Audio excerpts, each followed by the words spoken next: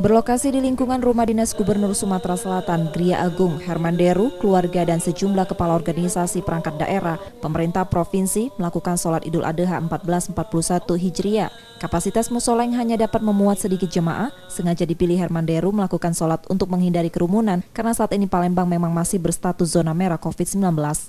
Herman Deru mengatakan momen Idul Adha tahun ini memang berbeda akibat pandemi, namun inti dari berkurban merupakan semangat melakukan sesuatu dalam keadaan apapun dengan ikhlas. Saya khawatirnya kalau saya milih salah satu masjid di luar, itu akan terjadi perkumpulan massa nanti. Belum lagi petugas-petugas yang dari Pemprov. Maka untuk tetap menjaga situasi protokol kesehatan masing-masing masjid berjalan, maka saya memilih di rumah saja.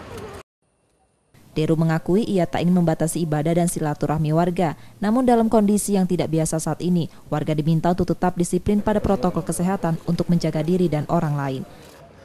Tim Liputan Kompas TV Palembang, Sumatera Selatan.